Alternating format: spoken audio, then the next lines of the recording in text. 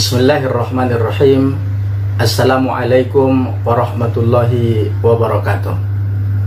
Alhamdulillahirrabbilalamin. Kita ucapkan kepada Allah subhanahu wa ta'ala yang telah memberikan nikmat sehat, nikmat kesempatan kepada kita, sehingga kita masih bisa melakukan aktivitas sebagaimana yang kita lakukan pada saat sekarang ini. Salawat bertangkikan salam, Allahumma salli wa sallim ala sayyidina Muhammadin wa ala alihi wa sahbihi ajma'in. Kita ucapkan kepada Rasulullah sallallahu alaihi wasallam khairil anam. Baik, pada pertemuan kali ini saya akan membuat video interaktif ketika mengajar kepada mahasiswa sesuai dengan keahlian saya. Mata kuliah saya yaitu fikih. Nanti pembagiannya adalah fikih ibadah. Pada pembelajaran yang saya buat di video ini tentang sholat,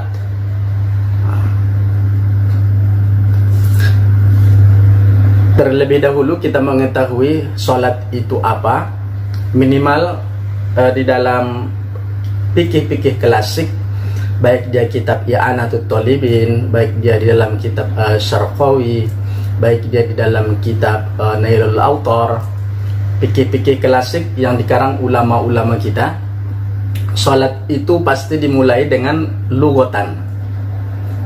Sholat dimulai dengan lughatan, kalau bahasa kita disebut dengan etimologi. Kemudian baru masuk sholat itu kepada istilahan atau disebut dengan bahasa terminologi. Baik mahasiswaku sekalian, apa sholat itu secara etimologi? Nah, sholat itu secara etimologi atau secara bahasa adalah doa. Banyak Al-Quran yang menjelaskan bahwa sholat itu adalah doa. Salah satunya ada di dalam slide ini, itu surah At-Taubah ayat yang ke-103. Kenapa sholat itu disebut dengan doa? Karena di dalam sholat itu semua terkandung doa-doa. Terkandung dia doa-doa. Seperti dalam surah Al-Fatihah, banyak di situ doa. Salah satunya adalah ihdinas siratal mustaqim, tunjuki kami kepada jalan yang lurus. Dua, sholat dari segi terminologi ya.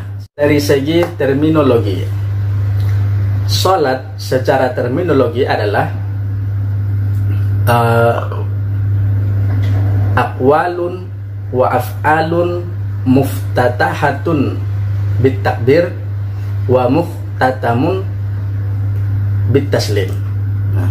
Salat adalah rangkaian ibadah, perkataan dan perbuatan yang dimulai daripada takbiratul ihram, Allahu Akbar, kemudian diakhiri dengan salam, Assalamualaikum warahmatullah, Assalamualaikum warahmatullah. Itu yang kemudian disebut dengan salat. Baik, masuk kita kepada slide yang kedua. Kenapa sholat itu wajib kita lakukan? Ayat-ayat di dalam Al-Quran yang menjelaskan tentang sholat itu sebenarnya banyak. Namun kali ini kita ambil salah satunya adalah Quran surah Al-Hajj ayat yang ke-77. Allah subhanahu wa ta'ala berfirman, A'udzubillahi minasyaitonirrajim, Bismillahirrahmanirrahim. Ya ayyuhalladzina amanu irka'u wasjudu wa'budu rabbakum waf'alul khaira la'allakum tuflihun. Wahai orang yang beriman, rukuklah kamu, kata Allah, rukuk dan sujudlah kamu dan sembahlah Tuhanmu dan perbuatlah kebaikan atau kebajikan agar kamu mendapat kemenangan. Dan ini juga, kenapa ini ayat ini kita ambil? Karena ini juga sekalian dalil sholat berjamaah. Apa dalil sholat dari hadis? Diriwayatkan oleh dua imam. Yang pertama Imam Al-Bukhari dengan Imam Muslim, bahwa Nabi Shallallahu Alaihi Wasallam bersabda, Bunyal Islamu ala khamsin. Islam itu didirikan atas 5 perkara. Yang pertama adalah syahadatu alla ilaha illallah, bersahadat asyhadu alla ilaha illallah wa asyhadu anna muhammadar rasulullah. Yang kedua wa iqamis shalah, mendirikan salat. Sementara yang ketiga wa ita'iz zakah, membayar zakat, menunaikan zakat. Yang keempat, wahijjul bait. Wahijjul bait, naik haji bagi orang yang sanggup. Yang kelima adalah wasomu Ramadan, puasa di bulan Ramadan. Kedudukan sholat di dalam Islam. Yang pertama, kedudukan sholat di dalam Islam adalah sebagai tiang agama. Disebutkan bahwa as-sholatu imaduddin, sholat itu tiang agama. Yang kedua, sholat ini adalah ibadah yang pertama diwajibkan oleh Allah Subhanahu wa Ta'ala. Ada di dalam hadis Ahmad, An-Nasai, kemudian At-Tirmizi, dan yang mensahkannya daripada imam-imam yang lain. Itu ada di slide, bisa dibaca. Furidat ala Nabi sallallahu alaihi wasallam as-salawatu lailata usriya bihi khamsina thumma naqasat. Ini adalah bagaimana Nabi sallallahu alaihi wasallam menerangkan Isra wal Mi'raj, kemudian untuk mengambil sholat tadi. Dua ya. Kemudian yang ketiga adalah ibadah yang pertama kali dihisab. Inna awwala ma yuhasabu bihil abdu yaumal qiyamah as-salah. Hadis riwayat At-Tabrani. Sesungguhnya yang pertama kali dihisab atas. Kemudian yang keempat, kedudukan sholat di dalam Islam adalah garis pemisah ya, yang membedakan antara seorang muslim dengan seorang kafir. Hadis ini pun ada di dalam hadis yang diriwayatkan oleh Imam Al-Bukhari dan Imam An-Nasai. Bainar rajuli wa bainal kufri, atau dalam hadis yang lain bainal muslim wal kufri, beda antara orang Islam dan orang kafir itu adalah as-shalah, salat. Baik, kemudian yang kelima, kedudukan salat di dalam Islam adalah penghubung antara seorang hamba dengan Tuhannya. Innani anallahu la ilaha illa ana fa'buduni wa aqimus salata li dzikri. Sesungguhnya aku ini adalah Allah, tidak ada Tuhan selain aku, dan sembahlah aku, dan dirikanlah salat untuk mengingatku. Baik, kemudian masuk kita kepada apa kemudian hikmah disyariatkannya salat. Tentu setiap ibadah sebenarnya dalam Islam itu memiliki hikmah yang sangat luar biasa. Namun masalahnya adalah ada hikmah itu yang kita ketahui, ada juga yang tidak kita ketahui.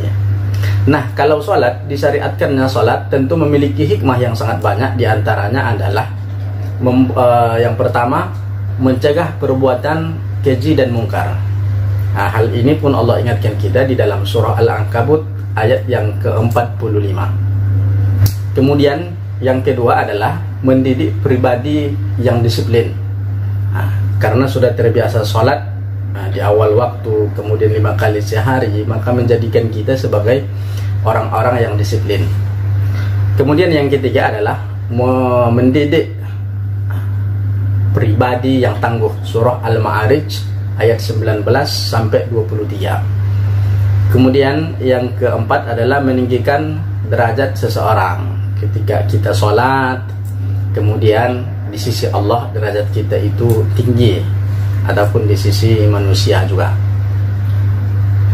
Kemudian yang kelima ini, anak-anak bapak semua, ketika semua mahasiswa saya sholat, rajin sholat, maka akan membersihkan kesalahan dan dosa. Yang kemudian yang keenam, melatih hidup secara tertib dan teratur. Tertib dan teratur. Kemudian kedelapan, mengajarkan sifat tawadu, rendah hati.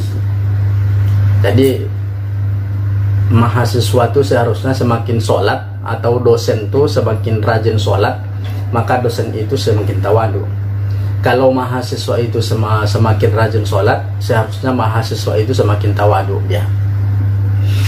Kemudian meningkatkan kesehatan jasmani secara optimal. Itu termasuk diantara hikmah daripada sholat. Kemudian yang selanjutnya adalah bagaimana kalau ada orang meninggalkan sholat. Yang pertama, orang yang meninggalkan sholat, kalau ada mahasiswa itu meninggalkan sholat, dosen meninggalkan sholat ya, menentang kewajiban sholat, dia kafir atau murtad. Dia ini tidak sholat nih, katanya sholat itu tidak wajib, itu tidak wajib sholat itu tuh. Berarti dia kafir dan murtad. Itu yang pertama. Yang kedua, sengaja meninggalkan sholat akan tetapi masih mengakui sholat itu sebagai kewajiban. Dia tahu sholat itu wajib, cuman dia lalai ditinggalkannya. Dia disebut dengan kufur amali ataupun kafir amali. Sementara yang ketiga adalah meninggalkan sholat dengan tidak sengaja, ketiduran atau pingsan atau dioperasi, tidak sengaja meninggalkan sholat. Maka hukum bagi dia adalah wajib menunaikan sholat yang terluput itu, baik dia dengan kodok nanti atau nyadah mengganti sholat ya. Itu hukum meninggalkan sholat. Lalu kemudian apa syarat wajib sholat itu? Yang pertama adalah Islam. Kalau Islam wajib sholat. Jadi syarat sholat itu yang pertama harus Islam. Di luar Islam tidak wajib sholat. Yang kedua adalah berakal. Orang gila tidak wajib sholat. Yang ketiga adalah balik. Balik ya, dewasa, sudah mukallaf, wajib sholat. Anak kecil belum wajib sholat. Kemudian suci dari hadas besar dan hadas kecil, baik pakaian kita, tubuh kita, tempat sholat kita harus suci. Itu adalah sadar ketika melakukan sholat. Baik, kalau tadi syarat wajib melakukan sholat, ini adalah syarat sah sholat. Yang pertama sudah masuk waktu. Yang kedua suci badan, pakaian, tempat dari hadas dan najis. Seperti yang diterangkan kemarin, harus suci semua, baru sholat kita pun sah. Kemudian yang ketiga adalah menutup aurat. Yang keempat menghadap kiblat. Menghadap kiblat.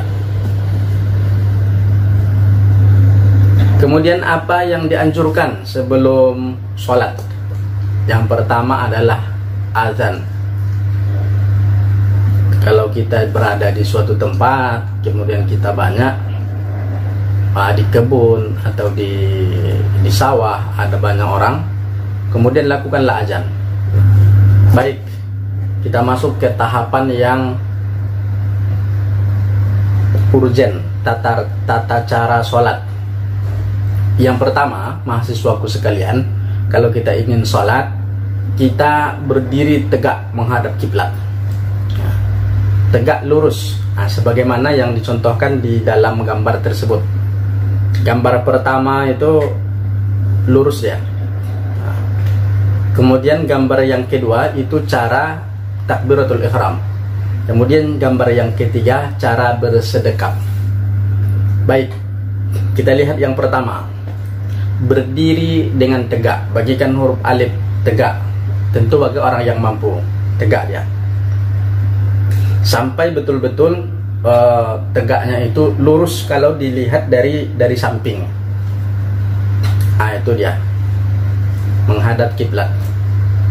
Kemudian kaki kita biasa saja, jangan terlalu dibuka lebar-lebar dan jangan terlalu disempitkan sempit-sempit kali. Kalau dibuka secara lebar kaki kita, nanti kalau kita duduk berarti kita berjarak dengan orang lain jauh.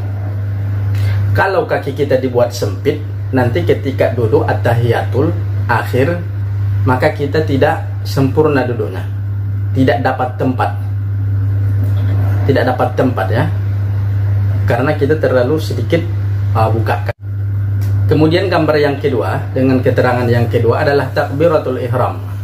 Takbiratul ihram, tangan kita yang saya terangkan nih, yang ada di foto saja yang saya terangkan.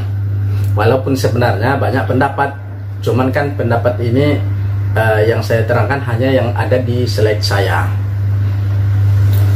Yang kedua kita lihat di gambar adalah ujung tangan sampai telinga. Allahu Akbar. kemudian bersedekap biasa ya. Bersedekap ini biasa. 3. Kemudian yang selanjutnya, yang keempat adalah membaca doa iftitah. Allahu akbar kabira walhamdulillahi katsira wa subhanallahi bukratan wa asila, dan selanjutnya itu doa iftitah. Yang kelima, membaca surah Al-Fatihah diawali dengan bacaan ta'awudz dan basmalah.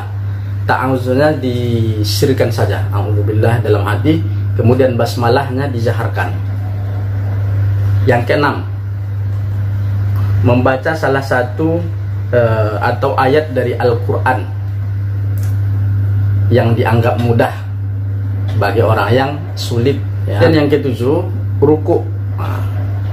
Baik apa yang ada, kita lihat cara rukunya itu ada, saya buat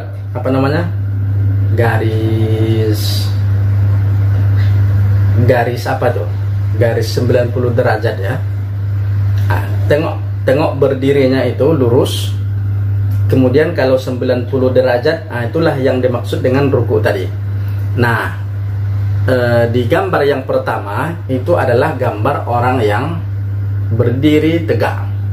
Kemudian gambar yang kedua, dia 90 derajat. Nah, itu gambar orang yang ruku. Kemudian 135 derajat itu adalah gambar orang yang sedang sujud.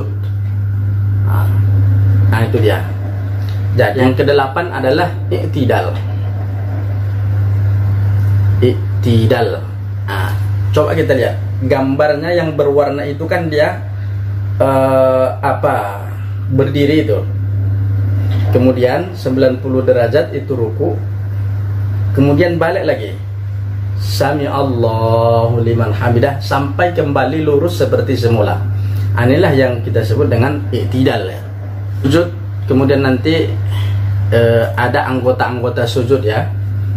Ini telapak tangan, kemudian kening kita, kemudian kedua lutut kita, kemudian ujung kaki kita. Itu anggota-anggota wudhu yang harus sampai dia di tempat sujud, sampai dia di bawah. Yang ke-10, duduk iftirash. Perhatikan kakinya duduk iftirash nih. Kaki kiri itu kita duduki, sementara kaki kanan itu diberdirikan. Akan tetapi jempol daripada kaki kanan itu menghadap kiblat. Artinya semuanya menghadap kiblat ya, menghadap kiblat. Kita pun duduk iftirash. Baik, yang selanjutnya adalah sujud yang kedua. Seraya membaca takbir Allahu Akbar. Selanjutnya nomor 12. Nah, kita tadi kan tata cara ini. Berdiri rokaat yang kedua, berarti satu rokaat sudah habis. Diiringi bacaan takbir Allahu Akbar. Namun sebelum berdiri disunnahkan duduk sebentar di antara dua sujud tadi. Allahu Akbar, jangan berdiri langsung, duduk sebentar, sejenak saja, untuk mengambil tumakninah. Yang ke-13, rakaat kedua, cara dan sikap yang ke-13, rakaat kedua, cara dan sikap rakaat kedua ini sama dengan rakaat pertama ya. Duduk tasyahud awal pada rakaat yang kedua. Kemudian yang ke-15,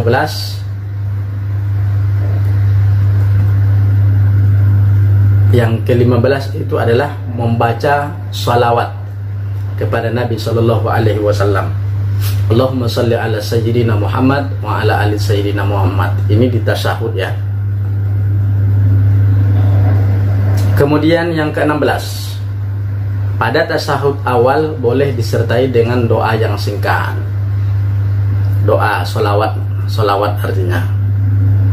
Kemudian tasyahud akhir atau tahiyat akhir pada rakaat yang ketiga, dalam kurung sholat maghrib ya, atau sholat yang 4 rakaat tasyahud akhirnya di rakaat yang keempat. Kemudian yang terakhir adalah salam. Itulah tata cara sholat. Kemudian baca-bacaan sholat tadi, dalil wajibnya sholat baik dari Al-Quran maupun hadis. Kemudian kedudukan sholat di dalam Islam, kemudian pengertian sholat. Mudah-mudahan semua mahasiswa Bapak paham dengan yang kita terangkan pada kesempatan yang mulia ini. Untuk minggu depan, semua mahasiswa Bapak saya berikan tugasnya yaitu besok kita praktek sholat. Praktek sholat sesuai dengan yang Bapak ajarkan hari ini. Baik, terima kasih. Mudah-mudahan semua mahasiswaku paham dengan pembelajaran fikih seputar tentang sholat tadi beserta dalil-dalilnya, dan bisa sholat sesuai anjuran agama kita yang sesuai dengan yang dibawa oleh Nabi besar Muhammad Sallallahu Alaihi Wasallam. Demikian kita tutup perkuliahan ini dengan mengucap hamdalah. Alhamdulillahirabbil alamin. Terima kasih. Assalamualaikum warahmatullahi wabarakatuh.